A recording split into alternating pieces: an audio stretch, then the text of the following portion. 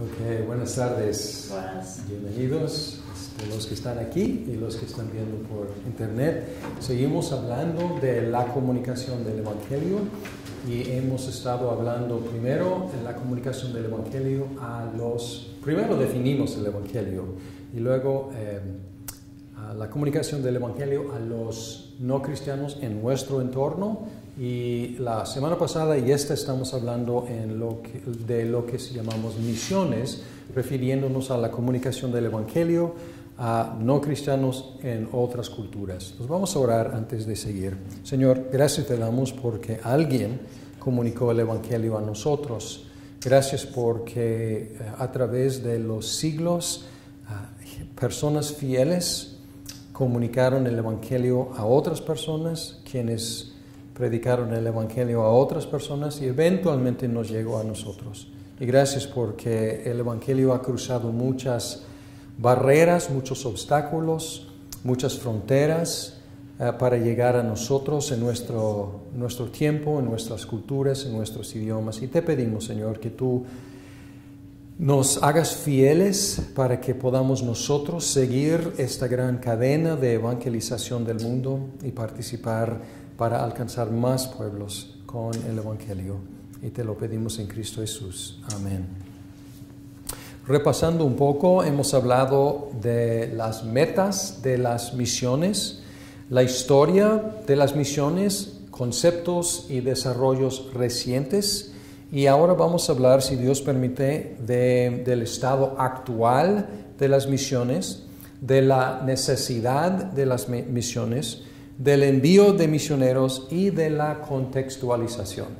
A ver si podemos cubrir todo esto. Pero primero, hablar del estado de misiones hoy. Y lo que quiero hacer, más que nada, es darles algunos recursos para que puedan con tiempo estar evaluando algunos recursos y estar informándose y también tener recursos para informar sus iglesias acerca del estado actual de misiones. Y yo utilizo en mi iglesia algunos de esos recursos para estar educando a la gente, instando a la gente a orar por las misiones.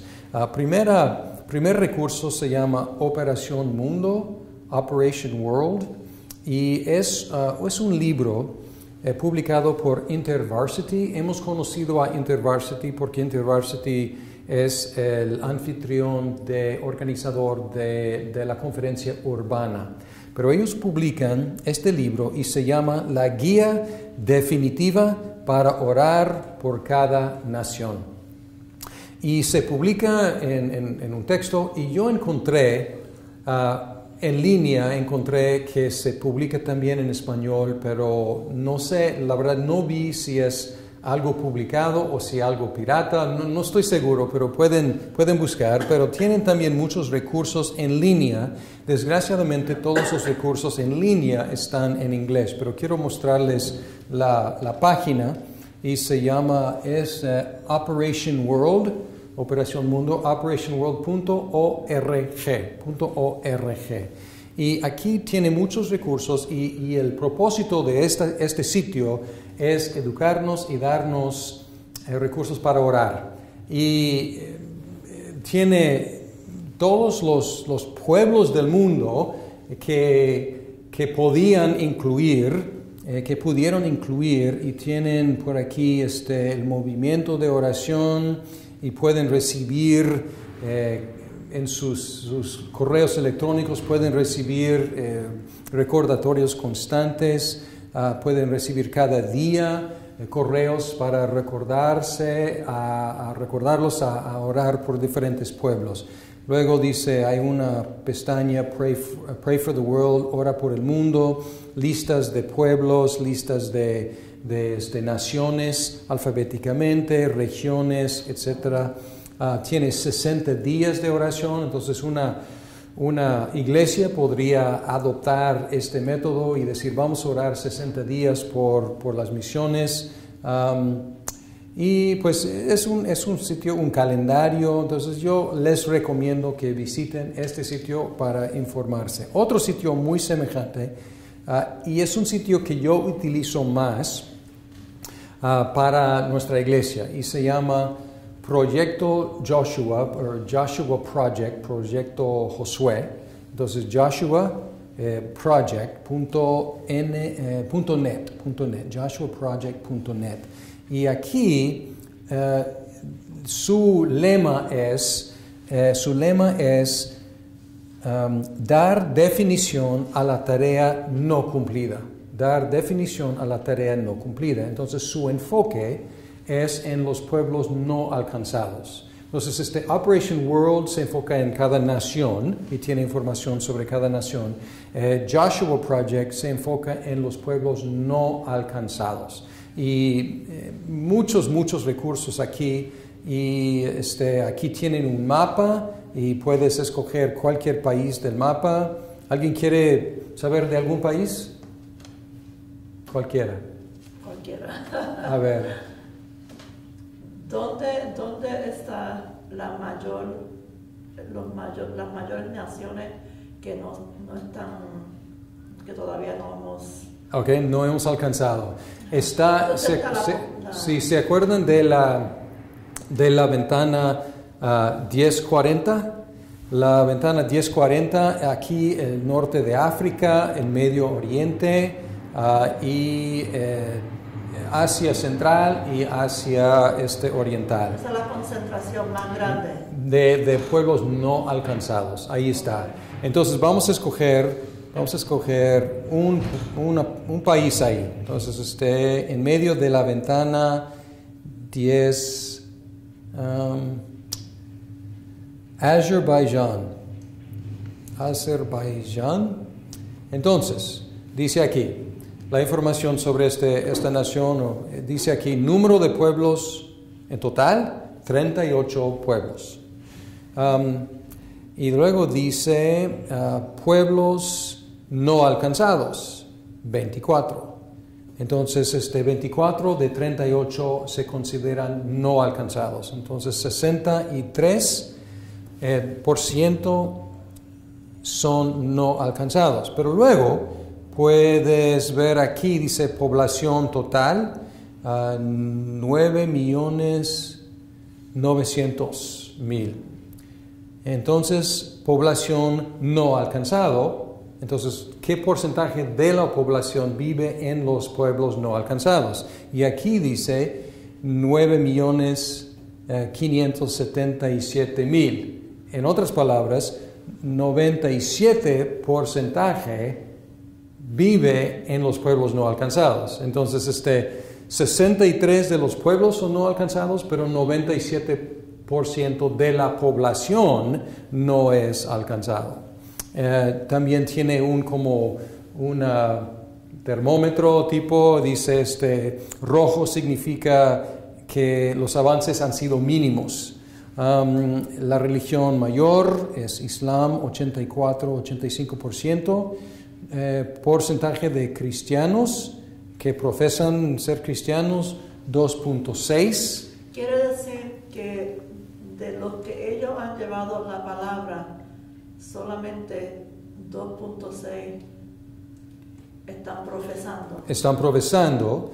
Y esto incluye ortodoxos, católicos romanos, evangélicos, etc. Luego tiene un cuadrito aquí, porcentaje evangélico, 0.25% evangélico. Entonces, mínimo. Y otra cosa, tiene un cuadro aquí, crecimiento anual evangélico, 3.7. Y el porcentaje de crecimiento global es 2.8. Entonces, combinando estas estadísticas, podemos decir que este país, que es un país no muy grande, pero es una población, la mayor parte no alcanzada, pero el crecimiento es mayor que el mundo. Entonces, los avances, el crecimiento no es muy alto, pero 3.7 en comparación con 2.8. Entonces, está avanzando, Si sigue así, si sigue así, en 3 años y medio puede estar 10% de la población. Pues sí, o sea, puede ser. El problema es que el crecimiento probablemente está más en los grupos alcanzados, que en los grupos no alcanzados. Entonces así funciona. Entonces lo que hago muchas veces es que yo capturo esta información y proyecto esta información domingo en la mañana. Y digo, vamos a orar por tal país o tal. Este es todo un país, pero también se puede dividir por grupos. Entonces aquí es una pestaña, grupos, hay una lista, mapas. Entonces vamos a estadísticas globales. Estadísticas globales. Y aquí empecé en la iglesia dándoles unas instrucciones acerca de qué es un pueblo no alcanzado y vamos a estar orando por pueblos no alcanzados, etc. Y aquí tenemos un diagrama de todo el mundo. Y dice aquí 17,073 pueblos en el mundo. Entonces han identificado 17,073 pueblos en todo el mundo. Y dice que 3,231 son significadamente alcanzados. Entonces ahí hay un testimonio fuerte de Cristo. Y dice que son 18.9%. Y luego hay otro, y estos explican esos colores. Entonces verde es significadamente alcanzado. Luego hay más 3,741, que son 22%, parcialmente alcanzados. Entonces sí hay testimonio allá. Luego 1,795, 10.5%, superficialmente alcanzados. Entonces tendríamos que ver, aquí dice más detalles, entonces definiciones de lo que significan estos términos. Luego, mínimamente alcanzados, naranja 1,201, 7%. Y luego, el grupo más grande, 7,103 pueblos, 41.6% de los grupos no alcanzados. Entonces, pues aquí podemos también ver, en el otro lado, habla de los grupos, pero luego habla de los individuos, las poblaciones. Entonces, los grupos en total, 7.59 mil millones en el planeta ahora. Y luego, entre los no alcanzados, aquí dice 3.16 mil millones. Entonces, ¿cuál era el de arriba? Arriba es el planeta total. Okay. Sí, todos los pueblos, o sea, 7.59 mil millones y luego 3.16 mil millones. Entonces, más o menos como la mitad, un poco menos que la mitad. Y uno puede, aquí, 1040, ventana 1040. Grupos en la ventana 1040, 8,680. Entonces, y dice que hay 5.04 mil millones de personas que viven en esa ventana 1040. Entonces, es muy denso ahí, porque si hay 7.59 mil millones en el planeta y 5 mil millones están en ese rectángulo, entonces es una población muy densa allá. Y luego dice pueblos no alcanzados en esa ventana y dice 5,945. Entonces, de los 7,103, 5,945 están en esa ventana 1040.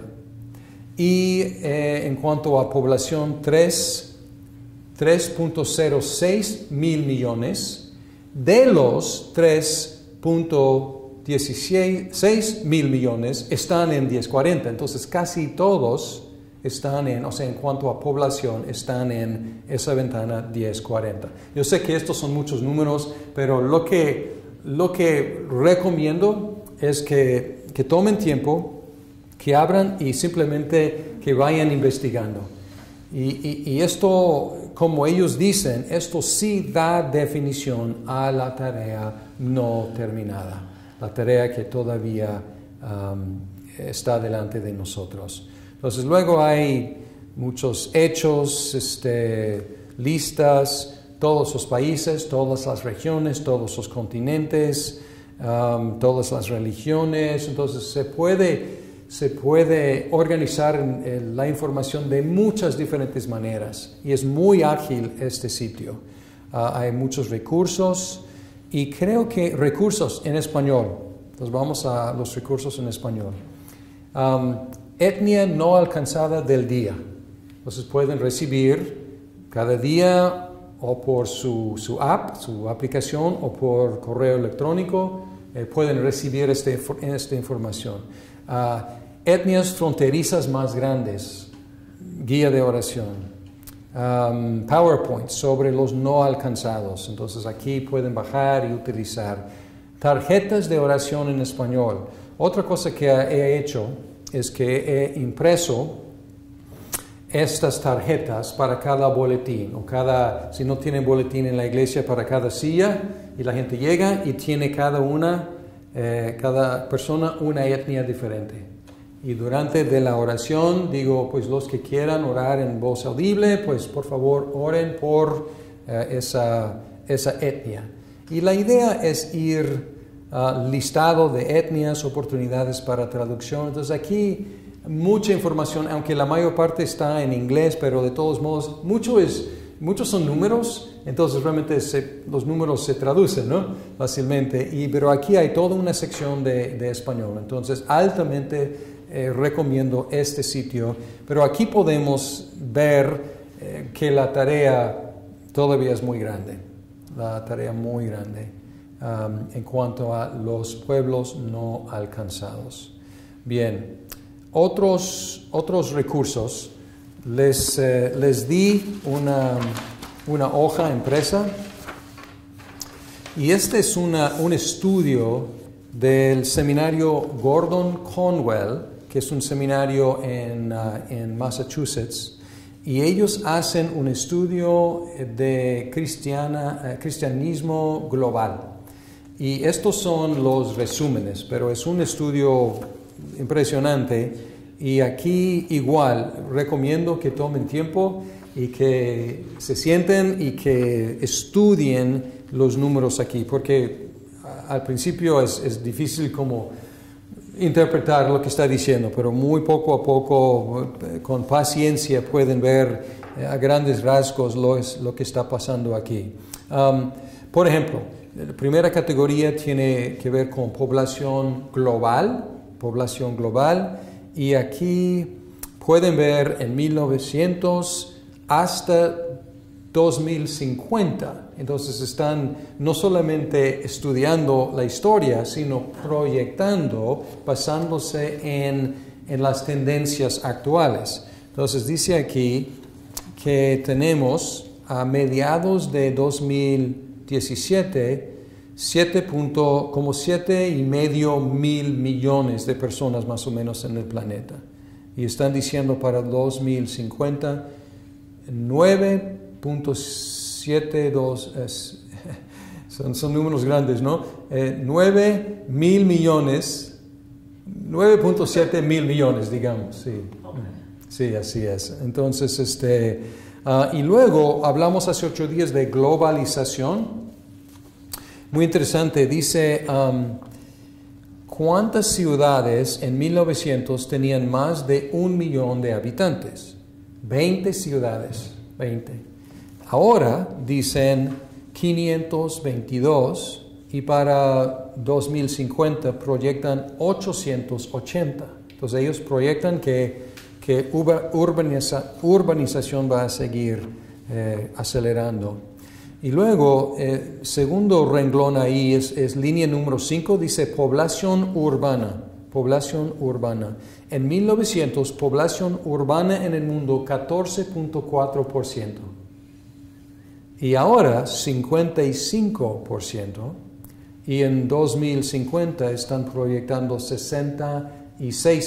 Entonces la urbanización aquí se refleja en una forma impresionante. Pueden ver, la tercera categoría es religión global.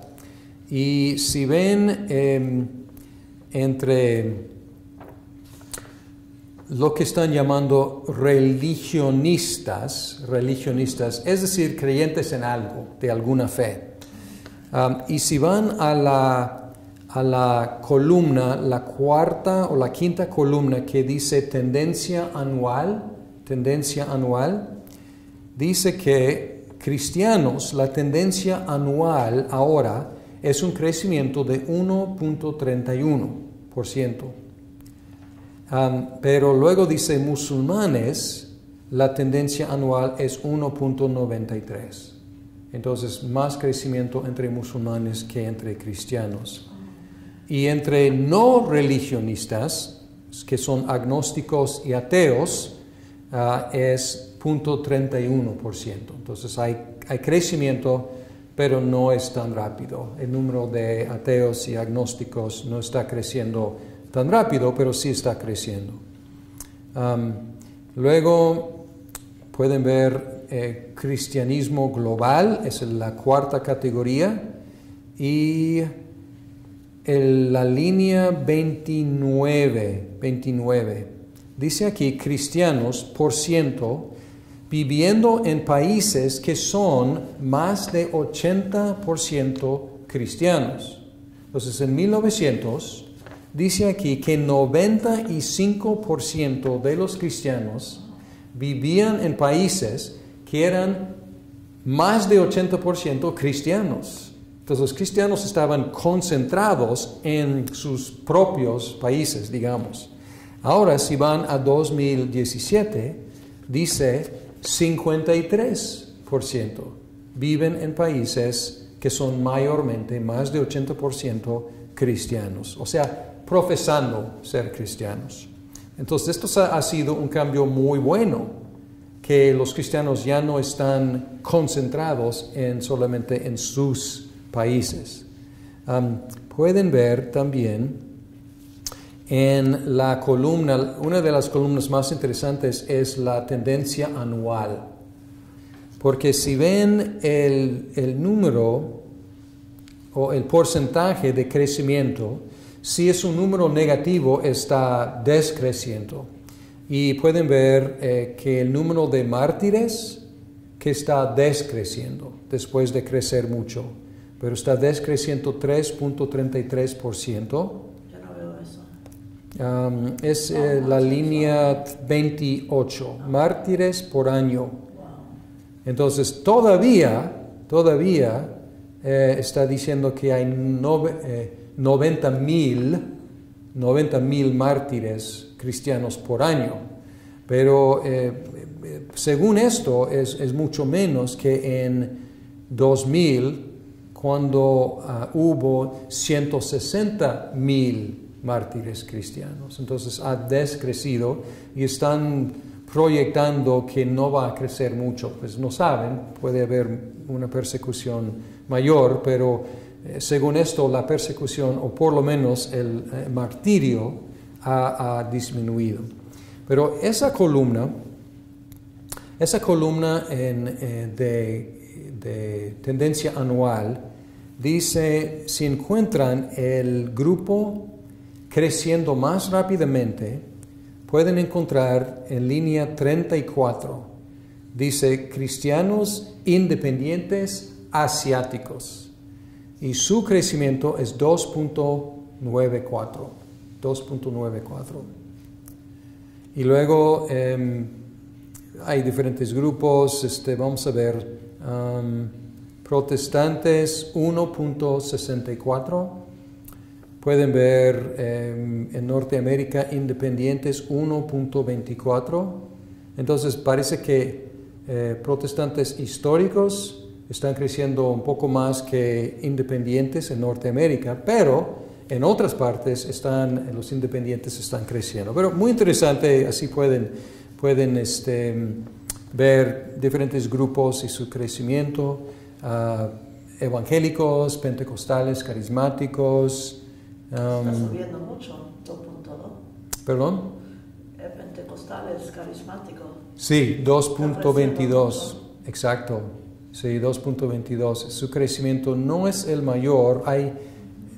Distinguen, y tendríamos que ver sus definiciones, ¿no? Pero distinguen entre independientes y otros grupos, pero muchos grupos pentecostales y carismáticos también son independientes. No sé cómo distingan entre estos grupos. Distribución. Dice aquí Global Distribution, Global Christian Distribution. Entonces, es la categoría 1, 2, 3, 4, 5, 6, la sexta. Esto es fascinante. En 1900, ¿dónde estuvieron los cristianos? La primera, la columna bajo 1900. ¿Dónde estaban mayormente? Europa, exacto. Y ahora, si vamos a 2017, ¿dónde están los cristianos mayormente? En Latinoamérica. Sí, Latinoamérica y un poco menos que Latinoamérica en Europa. No, más bien África. Sí, y luego sigue Europa. Y esto está hablando de todos los que profesan ser cristianos. Pero aquí podemos ver que hay muchos más en Latinoamérica y África. Si combinamos Latinoamérica y África, pues llevan un gran por ciento. Y la tendencia anual es muy interesante porque en África el crecimiento es 2.88. En Europa, 0.09. Entonces, muy diferente. En Norteamérica, 0.59. Entonces, Latinoamérica, 1.21. Entonces, en Europa, crecimiento casi nulo. En los Estados Unidos, bien poco. O dice Norteamérica, entonces no solo los Estados Unidos, pero Norteamérica, poco. Oceana, o sea, el Pacífico, islas del Pacífico, algo. Entonces el crecimiento mayor está en Asia y África. Bien. Otro renglón que me encanta, 54.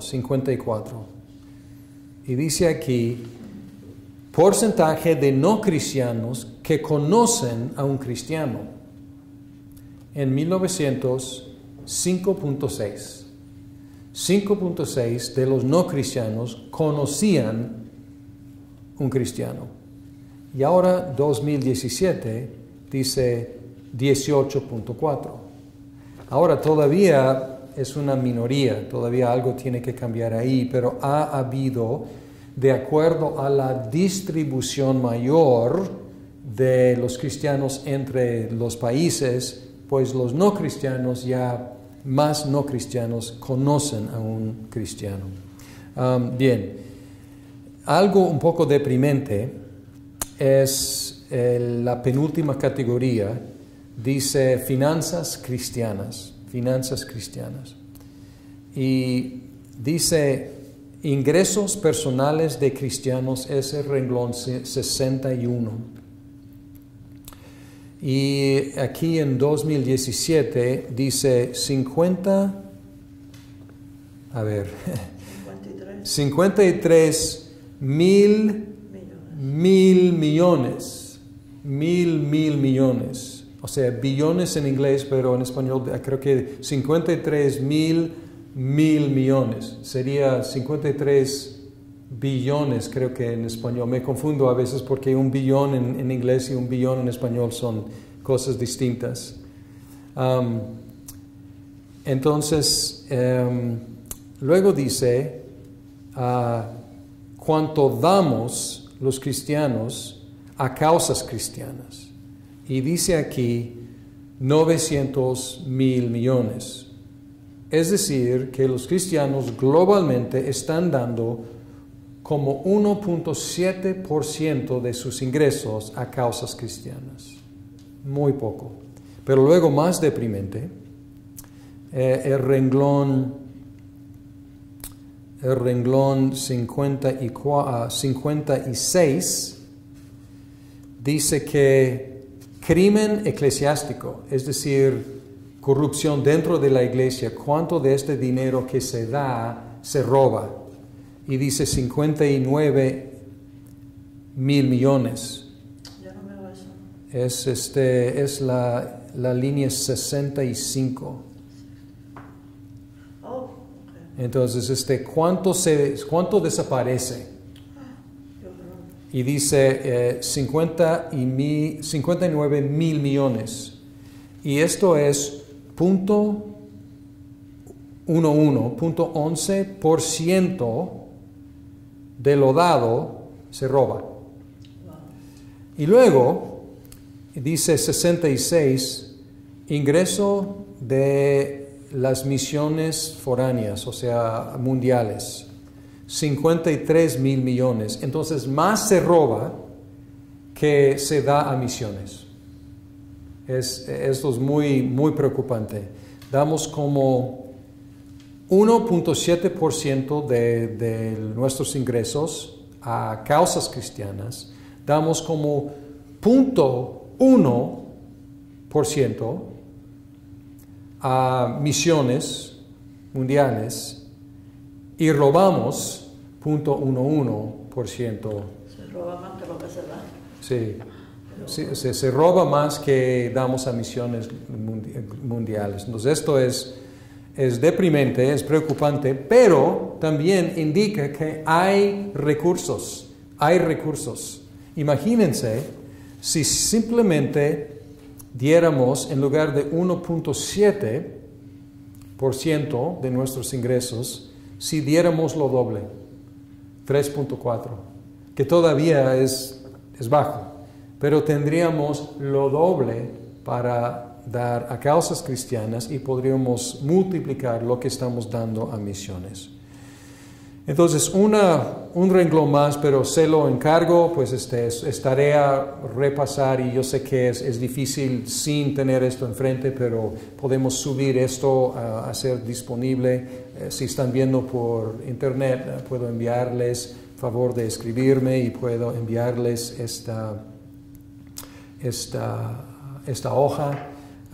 Y está disponible en línea también. Se llama Status of Global Christianity, estatus de cristianismo global, y es Gordon Conwell, el seminario Gordon Conwell.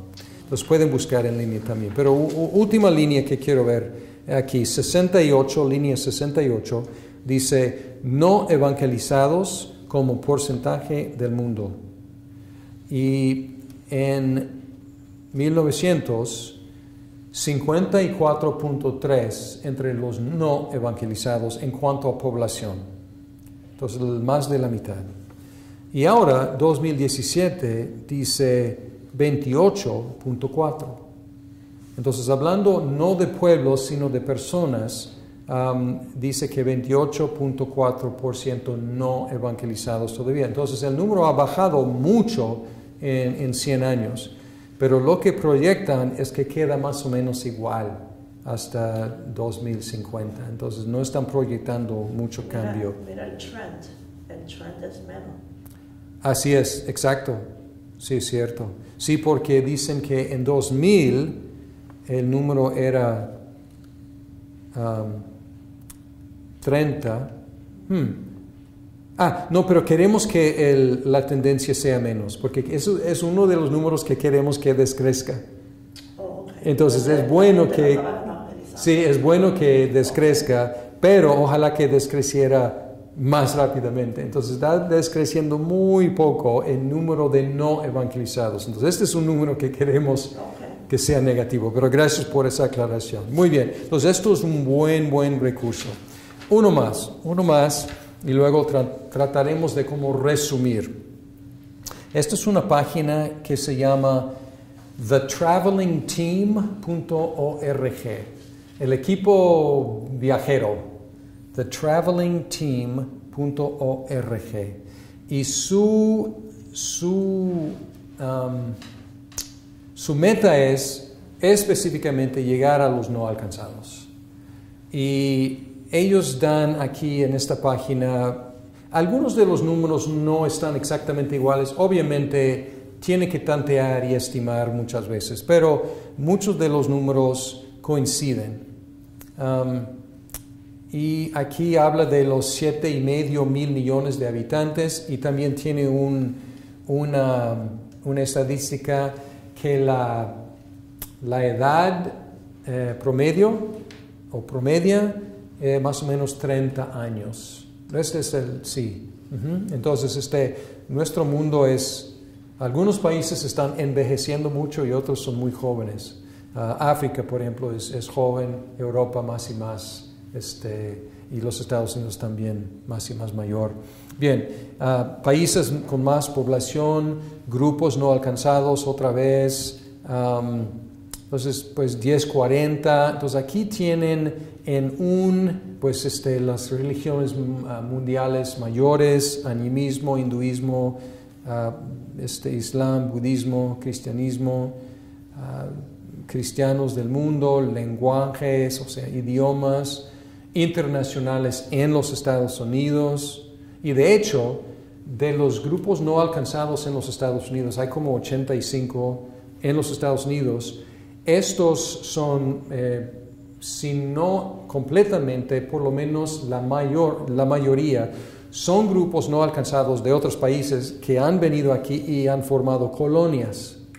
Pero nadie ha podido entrar, aunque viven aquí, nadie ha podido o ha querido entrar para testificar allí dentro de ellos. Pero es una gran oportunidad, porque si no podemos llegar a su país, pero ellos llegan a nuestro país y aquí están, pues tenemos más posibilidad de poder interactuar con ellos y compartir. Y aquí tienen una sección de dinero y misiones, y pues misioneros y trabajadores, y ellos enfatizan de que la mayoría de los trabajadores cristianos están trabajando en lugares alcanzados, no en lugares no alcanzados. Y ellos están diciendo, pues, cambiemos nuestro enfoque para ir a los no alcanzados. Entonces, muchos recursos, espero que aprovechen estos recursos para estudiar, informarse y también para informar a sus iglesias. Bien, vamos a tratar de resumir, para resumir el estado de misiones hoy. Las estadísticas siempre necesitan interpretación y podemos decir a grandes rasgos, la fe cristiana ha crecido enormemente durante los últimos 500 años y especialmente durante los últimos 200 años. Sin embargo, si nos enfocamos en los grupos no alcanzados, la Gran Comisión todavía requiere mucho trabajo, difícil y peligroso. Actualmente, la mayor parte de nuestros esfuerzos se enfocan en los grupos que ya tienen acceso al Evangelio. Entonces, si la meta de la Gran Comisión no es simplemente alcanzar el mayor número de personas, sino alcanzar todos los pueblos, hay mucho más que tenemos que hacer. Y todavía no estamos aprovechando los recursos que Dios nos ha encargado para llevar a cabo lo que hace falta. El segundo tema que quiero tocar es la necesidad de misiones. Y después de revisar el estado actual de misiones, puede sonar un poco ridículo hacer la pregunta si todavía son necesarias las misiones. Uno diría, pues con estos números que hemos visto, claro que sí son necesarias. Sin embargo, a veces, y hasta la fecha, y hoy en día, a veces la Iglesia ha negado la necesidad de las misiones explícitamente por razones teológicas o por razones prácticas. Déjenme revisar algunas actitudes que la iglesia o teologías equivocadas que la iglesia ha tenido. A veces la iglesia ha tenido la actitud de que esa gente pagana está más allá de la misericordia de Dios. Dios no quiere salvar a esa gente, quiere salvar gente como nosotros. A veces ha funcionado con una actitud así. De una forma semejante, a veces la iglesia ha dicho, explícita o implícitamente, Dios no los ha salvado todavía, pues obviamente no le interesa hacerlo. Si no los ha salvado todavía, pues no ha querido hacerlo. Otra actitud es, Dios puede salvarlos sin nuestra ayuda. Sin nuestra ayuda. Si Él quiere salvarlos, que se encargue de hacerlo y es cuestión de Él. Otra actitud, y esto es algo nuevo. No es nuevo. No hay nada nuevo debajo del sol, pero es algo creciente de nuevo. Se llama pluralismo. Y el pluralismo dice que Dios puede salvarlos por medio de sus propias religiones. Entonces no necesitan la fe cristiana para salvarse. Puede salvarlos Dios por medio de lo mejor de sus propias religiones. Esto se llama pluralismo. Y esto es algo, probablemente es una actitud en el occidente que es una actitud de las más comunes, probablemente. Entre no cristianos, por supuesto, decir, todas las religiones son iguales. Esto se dice mucho. Y aún entre cristianos ahora, están diciendo, pues, ¿quiénes somos nosotros? Pues tienen su fe y Dios puede utilizar su fe para salvarlos. Diferente a esa actitud, pero similar en sus implicaciones, es lo que se llama inclusivismo. El pluralismo dice, no tienen que salvarse por medio de Cristo. Dios puede usar otros medios, no solo Cristo, puede usar sus religiones. El inclusivismo es diferente. El inclusivismo dice que la única forma de salvarnos es por medio de Cristo. Nadie se va a salvar salvo por medio de Cristo. Pero no necesariamente tiene que tener fe explícita en Cristo. Puede tener una fe implícita en Cristo, es decir, que puede tener fe en Cristo sin saberlo, sin haber escuchado de Cristo, puede tener una verdadera fe en Cristo. No está diciendo que todas las religiones son caminos a Dios, están diciendo que Cristo es el camino de Dios, a Dios, de Dios y a Dios. Pero no necesariamente tienes que escuchar de Él para creer en Él. Entonces esto se llama inclusivismo. Y además de estas razones explícitas, hay muchos ejemplos de cristianos, iglesias y denominaciones enteras que hacen muy poco para alcanzar a los grupos no alcanzados. Entonces a lo mejor tienen buena teología. Su problema no es mala teología, su problema es inacción, es no hacer nada. Y vamos a contestar rápidamente estas objeciones a las misiones. En contra de esa actitud de que esa gente está más allá de la misericordia de Dios, tenemos una respuesta en el testimonio de Pablo. Pablo, en 1 de Timoteo 1, 15 y 16, dice, este mensaje es digno de crédito y merece ser aceptado por todos, que Cristo Jesús vino al mundo a salvar a los pecadores, de los cuales yo soy el primero. Pero precisamente por eso Dios fue misericordioso conmigo, a fin de que en mí, el peor de los pecadores, pudiera Cristo Jesús mostrar su infinita bondad. Así vengo a ser ejemplo para los que, creyendo en Él, recibirán la vida eterna. Pues aquí Pablo presenta un argumento usándose como el ejemplo. Y él dice que yo soy el peor de los pecadores.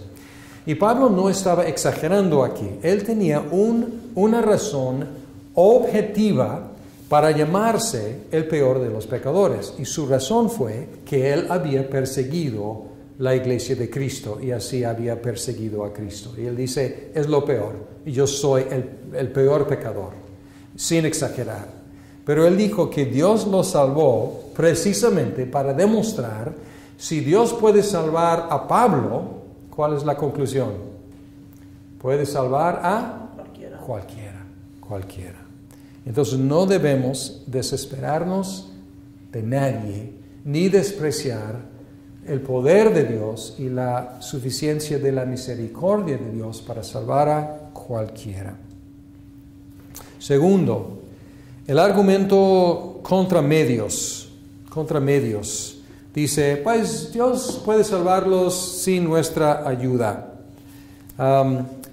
Pues teóricamente, pues Dios puede hacer toda su santa voluntad, por supuesto.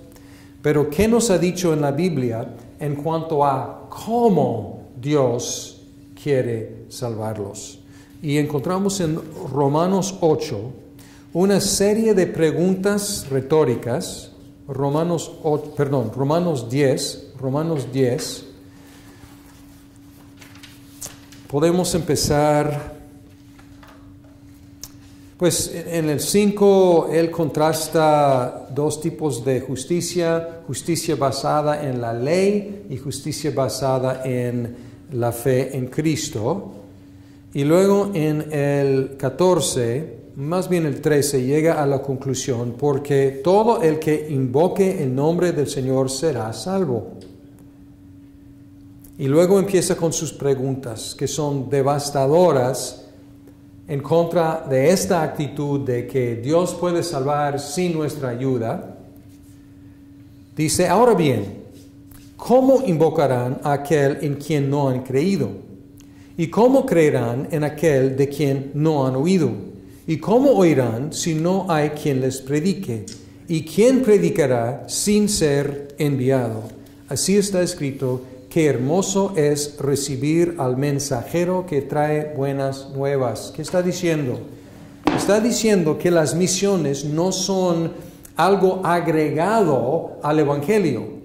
Está diciendo que el mismo Evangelio y la respuesta que el Evangelio requiere, también requiere que haya un predicador. Y para que haya un predicador tiene que ser enviado. Entonces, no podemos sentarnos sobre nuestras manos y decir, Dios puede salvarlos sin nuestra ayuda. Ok, teóricamente sí puede, pero ¿qué ha designado, qué ha ordenado, qué ha mandado? Que Él los va a salvar por medio de ellos oír de un predicador enviado. Ahora, contra el pluralismo tenemos que afirmar la necesidad de Cristo. No podemos aceptar que cualquier medio es bueno. Cuando Jesús en Juan 14:6 dice, yo soy el camino, la verdad y la vida, nadie viene al Padre sino por mí. Entonces, no es, como algunos lo toman, una cuestión de arrogancia cristiana diciendo que nosotros somos mejores. No. Estamos los que creemos en el Evangelio diciendo somos los peores. Por eso creemos en Cristo. Somos los peores, los más necesitados. Somos pecadores tan desesperados que necesitamos que Dios enviara a su propio Hijo para salvarnos. Pero estamos diciendo que Cristo es el que dijo que Él es el camino, la verdad y la vida. Entonces el argumento no está con los cristianos, el argumento está con Cristo. Entonces si alguien va a afirmar que que cualquier camino es bueno para llegar a Dios, tiene que rechazar las palabras explícitas de Cristo. Y contra el inclusivismo, tenemos que insistir en la necesidad de la fe explícita en Cristo. Romanos 10 ya indicó eso.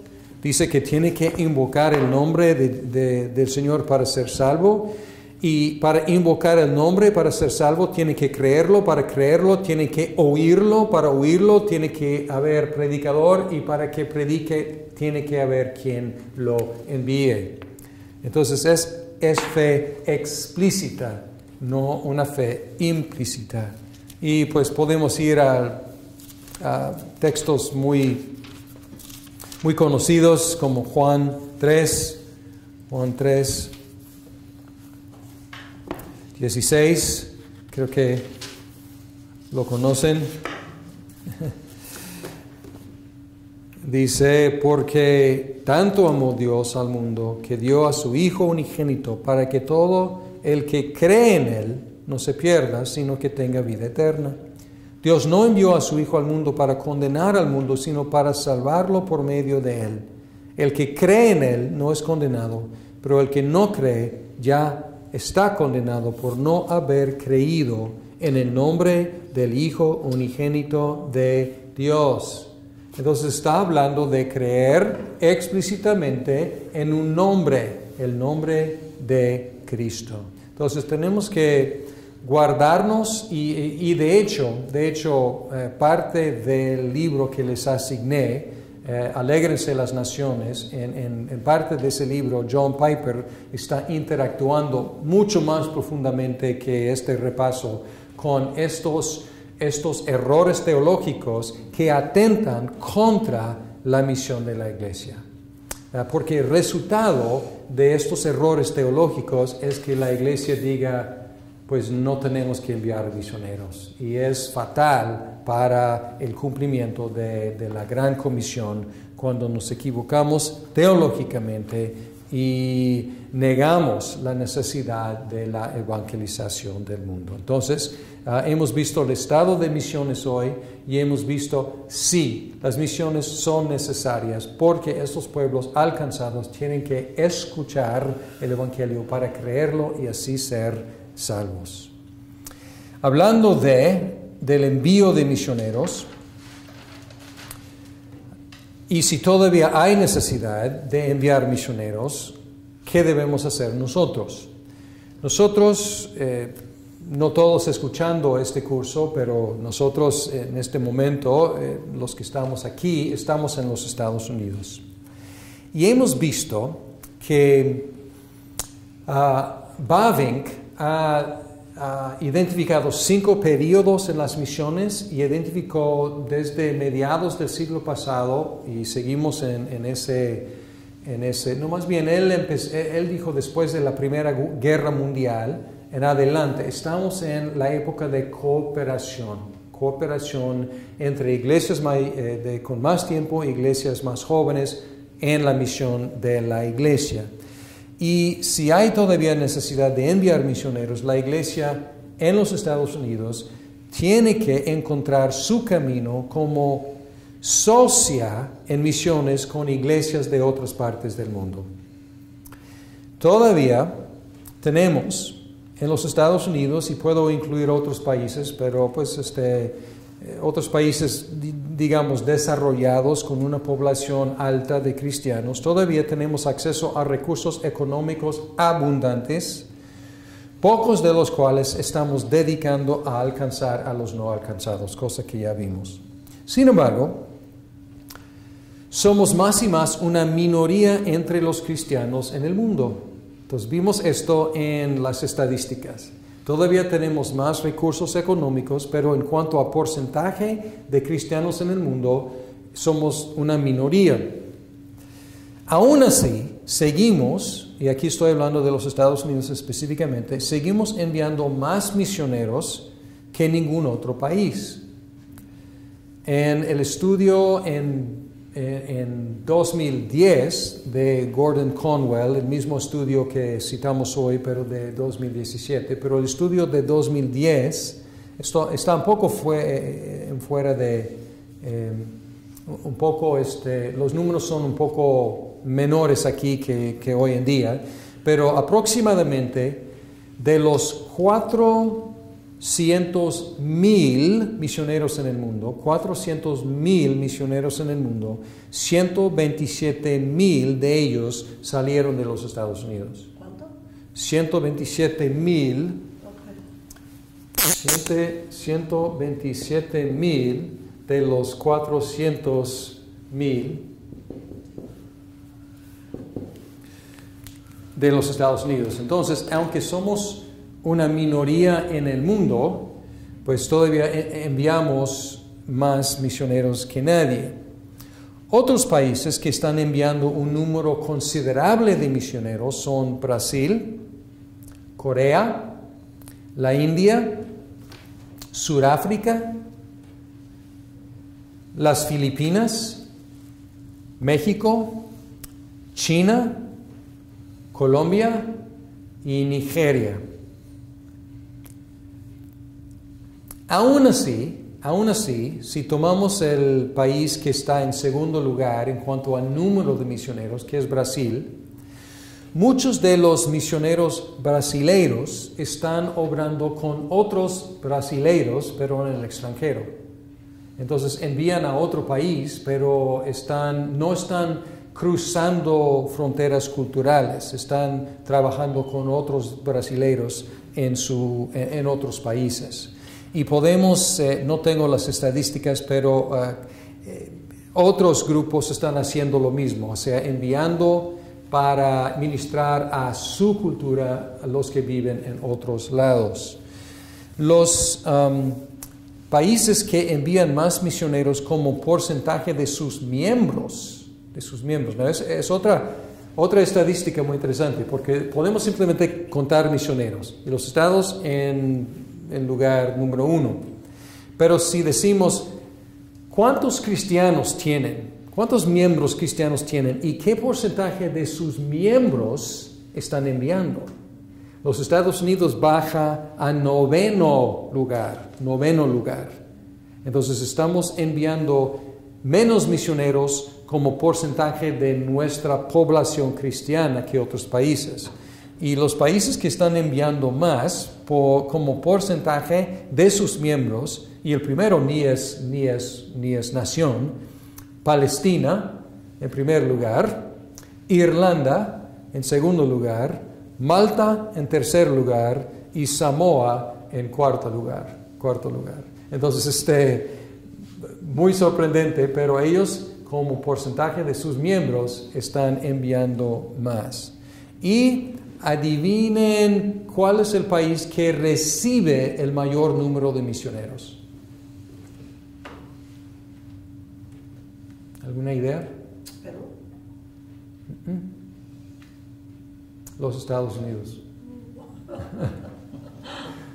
Sí, los Estados Unidos. Entonces somos el país que envía más y que recibe más.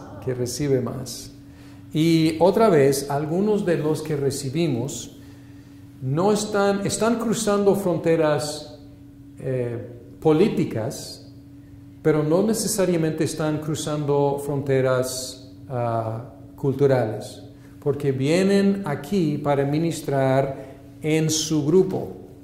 Podemos pensar en personas de países latinos o hispanohablantes. Y encontramos, esto es muy común, que encontramos a un pastor podemos decir, de Colombia, de Perú, de Venezuela, de donde sea, y su ministerio aquí es ¿con quiénes? Con otros hispanos.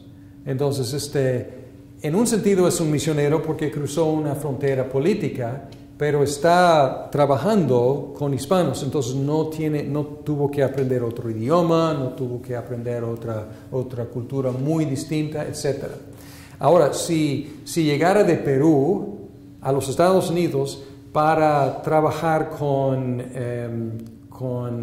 gente de Irán, pues sería un misionero transcultural ministrando a una cultura muy diferente a la suya.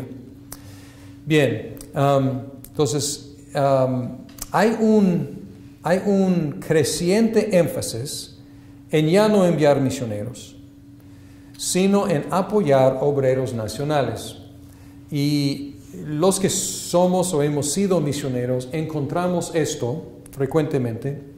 Vamos a una iglesia y decimos que pues tengo un llamado de ir a donde fuera, donde sea como misionero. Y necesito levantar fondos y la gente nos para y dice, no apoyamos misioneros, nosotros apoyamos a los obreros nacionales, los obreros nativos, los obreros locales. Y parece que es una buena estrategia a simple vista. Los obreros nacionales cuestan una pequeña fracción de lo que cuesta enviar un misionero. Los obreros nacionales no necesitan aprender el idioma o la cultura, y los obreros nacionales no provocan rechazo o ponen en peligro a los creyentes locales por su mera presencia. Pues muchas ventajas. Sin embargo, tenemos que evaluar este movimiento bien, porque encontramos algunos problemas y unos argumentos muy fuertes en contra de simplemente enviar dinero para pagar obreros nacionales en otro lado. Uno es que el dinero extranjero tiende a corromper a los obreros nacionales. Además, los convierte en agentes foráneos a los ojos de sus compatriotas. Cuando sus compatriotas saben que están recibiendo su dinero para hacer su obra misionera de otro país, esto los tacha como agentes de ese otro país. El dinero extranjero no vigilado localmente se presta a abusos sistemáticos. Y sin mencionar casos específicos, en nuestra misión al mundo de mi iglesia, la Iglesia Presbiteriana en América, hemos tenido que luchar con eso. Hemos tenido, no mayoría de los casos para nada, pero ha habido unos casos de abusos sistemáticos de la confianza.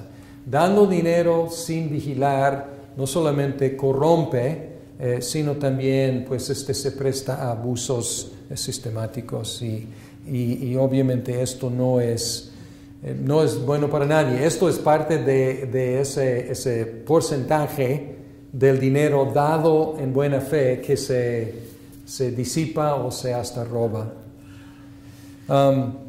Otra cosa es que los misioneros frecuentemente tienen capacitación útil que no está disponible a los obreros nacionales y que pueden compartir con ellos. Hablamos hace 8 días de educación teológica por extensión, que es algo de lo más común hoy en día, pero era algo radical en su día de ya no quitar gente de sus países para enviarlos al occidente para estudiar, sino enviar la educación a ellos.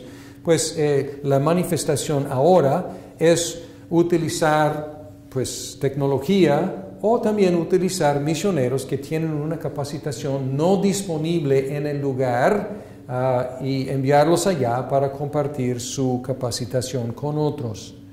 A veces los misioneros pueden identificar idolatrías locales mejores que los nacionales, porque los nacionales están inmersos en las idolatrías locales como nosotros aquí. Los misioneros también a veces son más efectivos en la evangelización que los nacionales. A veces no. A veces, dependiendo de la cultura y el lugar, pues llega alguien de otro país y nadie quiere hacerle caso. O puede haber un mayor interés porque es un extranjero y quiere escucharlo porque a lo mejor trae algo mejor de fuera, dependiendo de la cultura. Otra cosa, Y esto no está hablando de la efectividad de los misioneros o no, porque a veces pueden ser más efectivos y a veces mucho menos efectivos, por supuesto.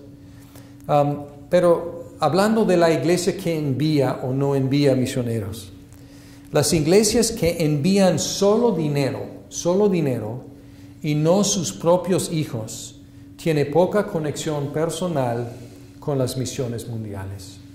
Entonces, aunque nuestros misioneros fueran los menos efectivos en su obra, todavía nos conviene a nosotros enviar misioneros.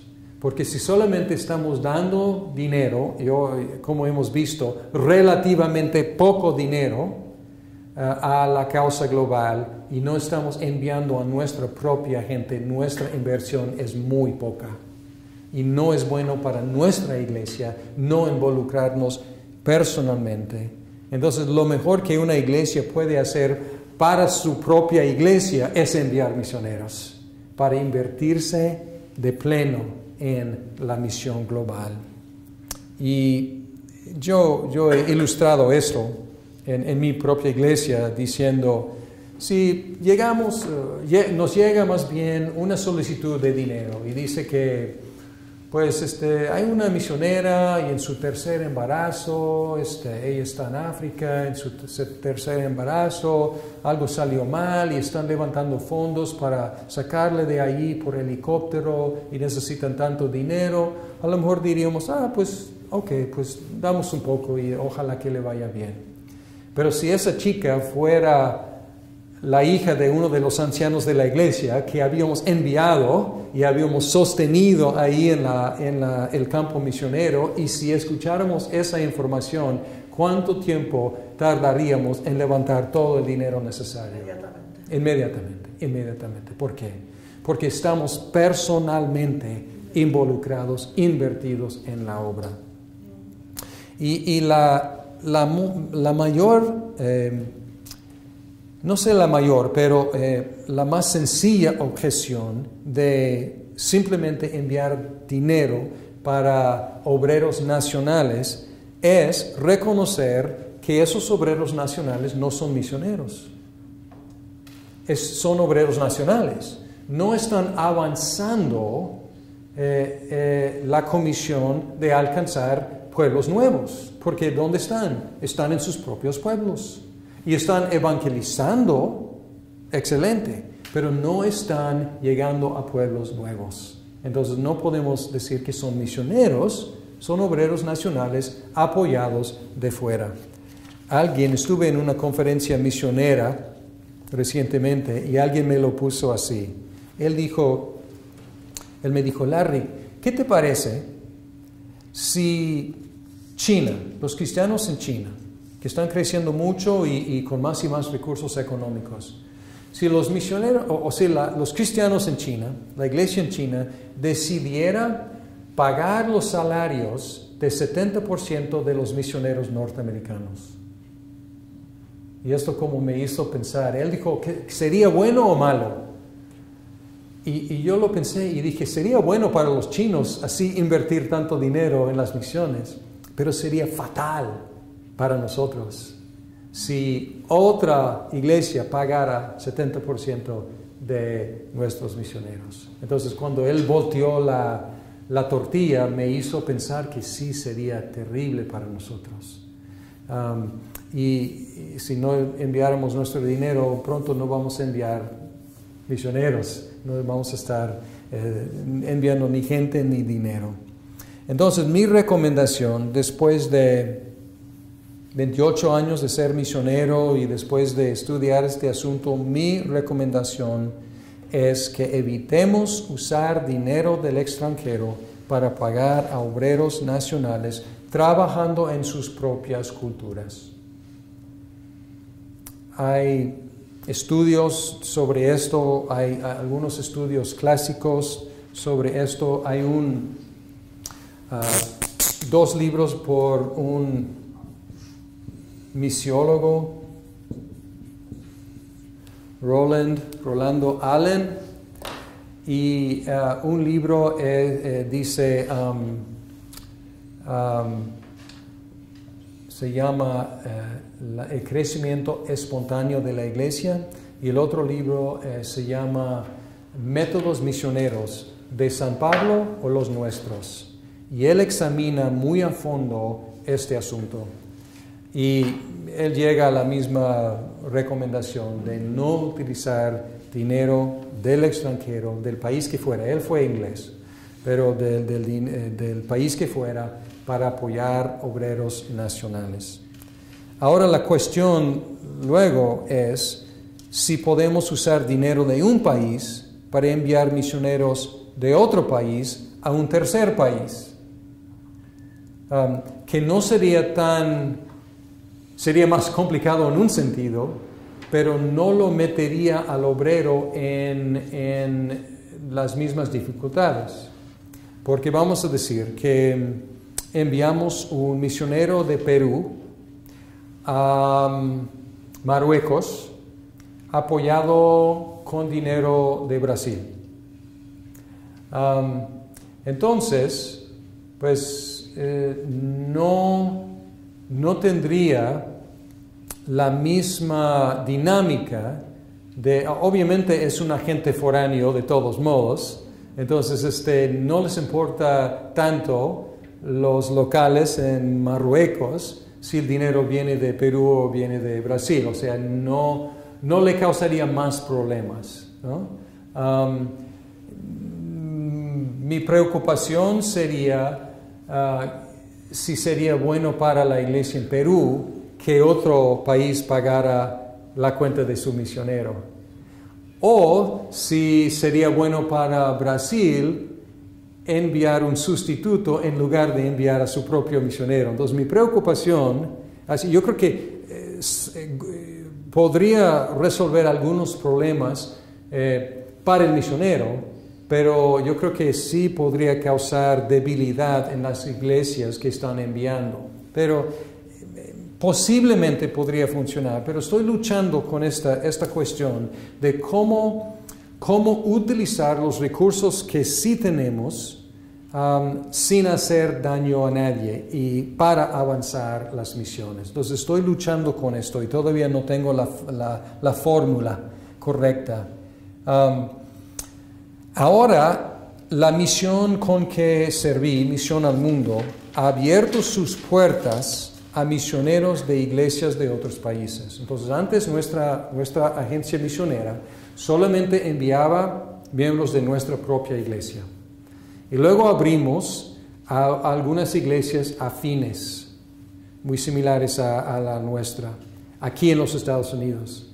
Y luego abrimos para poder enviar misioneros de otros países bajo nuestra agencia misionera.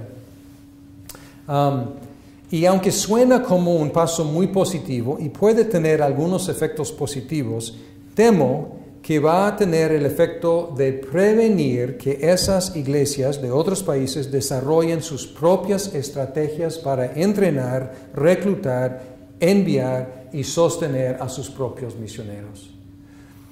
Y puedo utilizar México como un ejemplo. La iglesia presbiteriana en México es mucho más grande y mucho más antigua que la iglesia presbiteriana en América, a la cual pertenezco yo. Pero todavía no ha desarrollado una agencia para enviar misioneros en sus casi 50 años de existencia. Y ahora nuestra misión dice, pueden enviar sus misioneros por medio de nuestra agencia.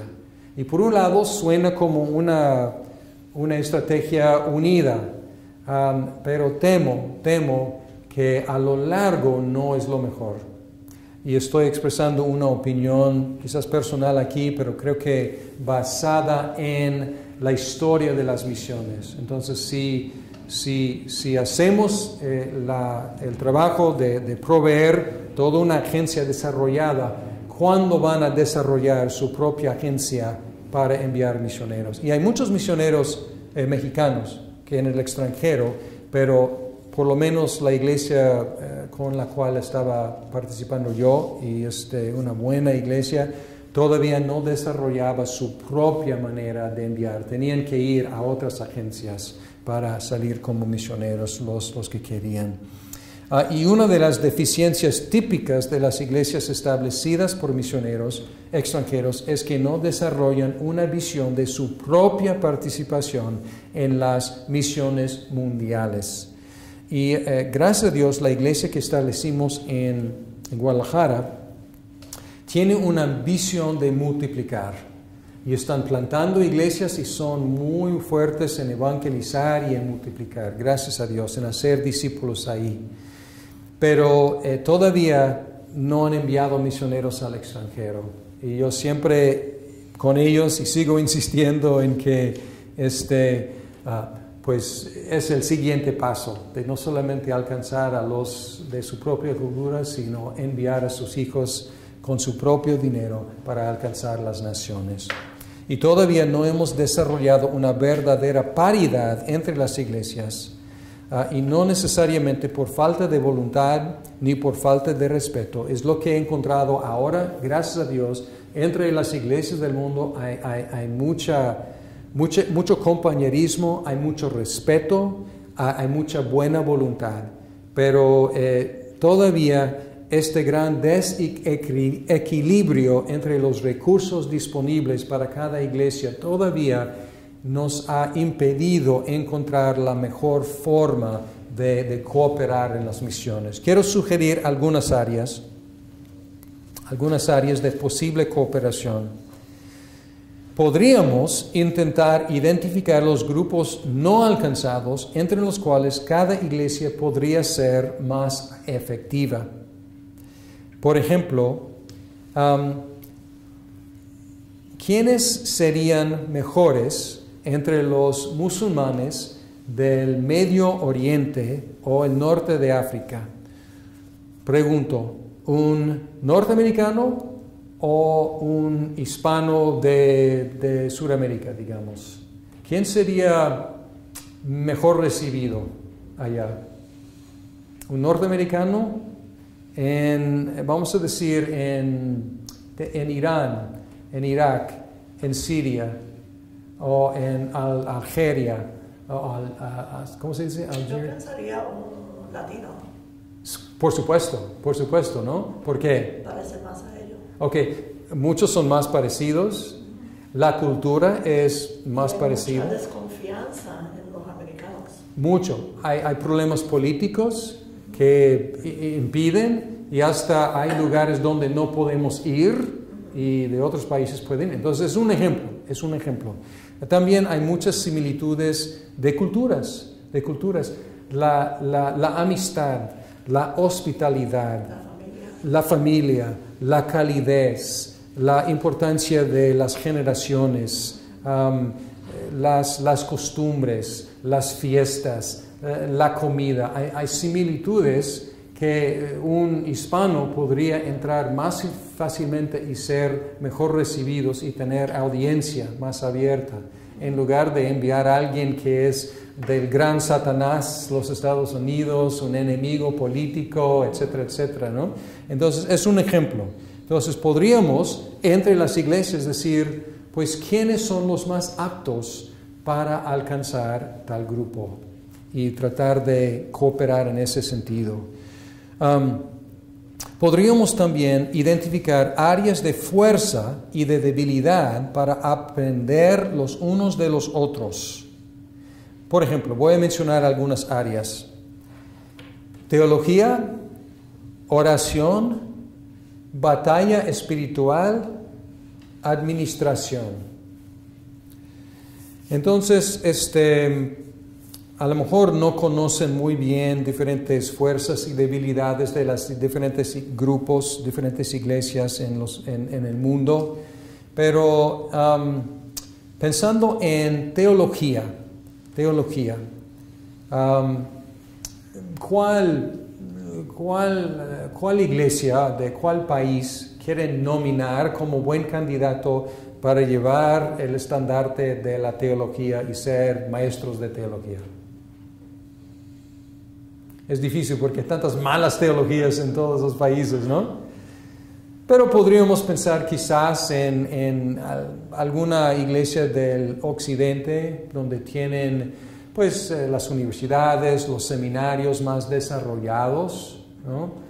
Inglaterra quizás, Escocia, los Estados Unidos, pues pensar en algunos países del occidente. No son los únicos, pero podríamos pensar que a lo mejor tienen cierta fuerza. ¿Qué tal la oración? ¿A quién quieren nominar para enseñar al mundo, más bien a la iglesia mundial sobre la oración? Yo votaría por los coreanos, por ejemplo. Sí, por los coreanos. Son muy fuertes en la oración. No votaría por los occidentales para nada, para enseñar al mundo cómo orar. Pues los coreanos, en mi opinión. Batalla espiritual.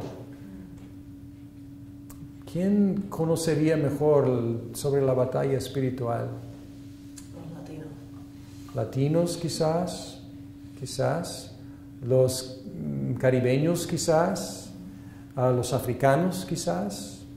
Entonces pues hay recursos allá. Administración, porque las misiones requieren mucha buena administración. Pues a lo mejor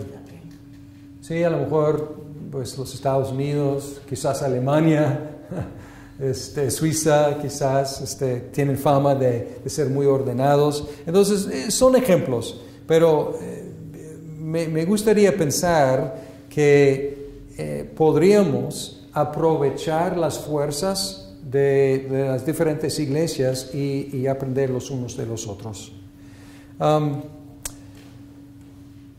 Como mencioné, no tengo la fórmula correcta, pero el gran deseo mío y de muchos es que las iglesias de diferentes partes del mundo puedan unirse en esfuerzos unidos para aprovechar las fuerzas de cada iglesia sin causar daño a ninguna. Y la esperanza es que juntos alcancemos más pueblos no alcanzados que podríamos haber alcanzado separados.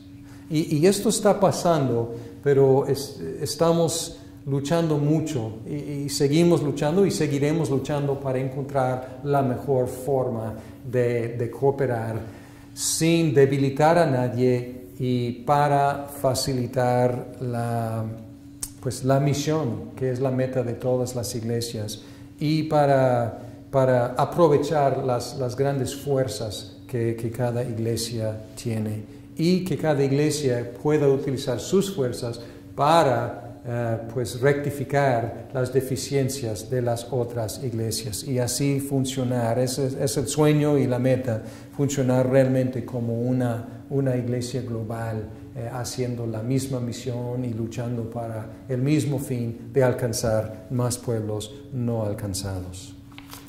Bien, yo creo que es buen momento para tomar un descanso y regresar y hablar de la contextualización.